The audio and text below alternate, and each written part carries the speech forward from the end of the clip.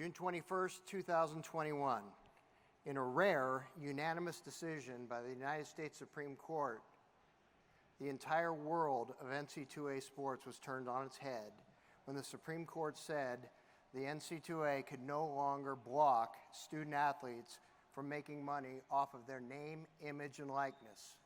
And in an instant, athletes all of a sudden became available to a $61 billion a year small and medium business community that for the first time ever could advertise using the name, image, and likeness of college athletes.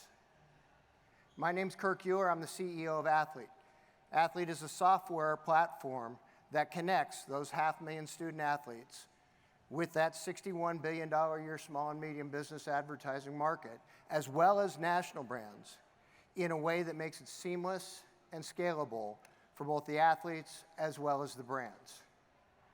At our core, Athlyt is a monetization tool for student athletes, meeting them where they live right now, without having to change anything about what they do, without having to disrupt their practice program in order to go find deals. Athlyt actually connects student athletes to brands who want to advertise using them and facilitates that on behalf of the brands with the athletes. When we set out to create Athlyt, the first thing that we did was go and meet with the professionals in charge of managing those student athletes, the athletic directors, the coaches. And what was the one thing they told us?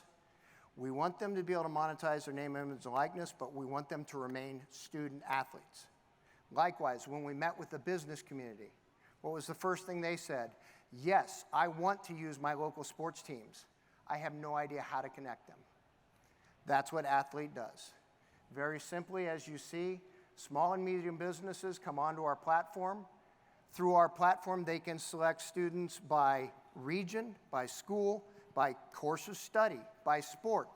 Having selected them, our software aggregates all of those student athletes who meet that search criteria into one advertising campaign that then takes the branded image of that brand and pushes it out through the social media of those student athletes.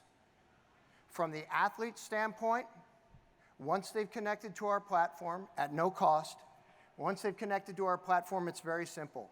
Step out of class, turn on your phone, open your email, see an offer from Athlyt, hit accept or decline, and make money off of your NIL.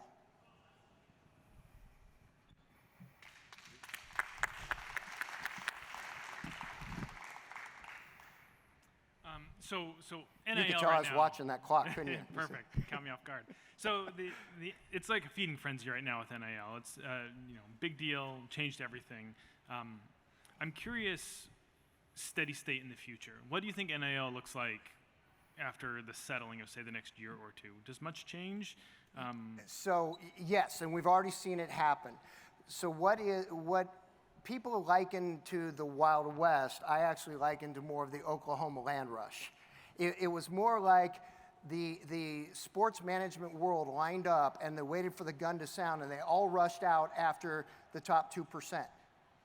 Athlyt said, we're just going to walk out after the 98% that you all ran right past. That's our model, because every individual athlete has value to a brand if you can deliver that athlete to their audience in a way that's meaningful to the brand. Student athletes have among the highest engagement rate measured on social media at 23%.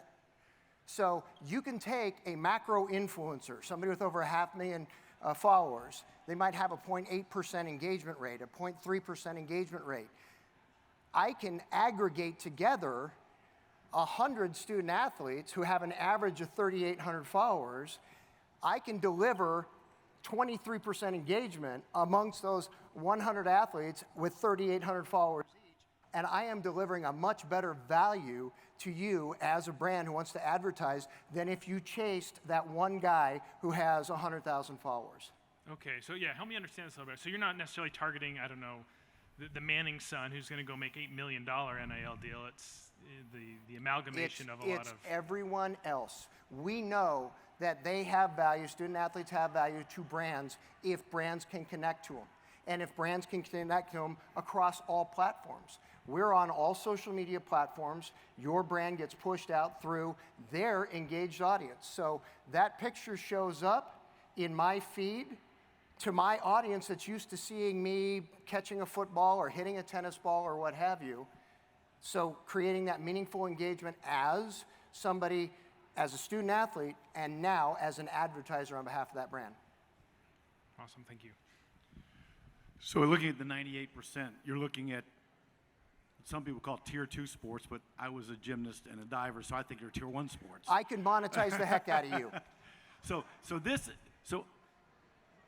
I know your pay scale, you've got everything figured out. Is it, when you aggregate, do the athletes receive a prorated portion based on what they're delivering to the aggregate, or does the aggregate share together? It is based on their individual engaged follower count. So this gentleman right here has 10,000 followers at a 30% engagement rate.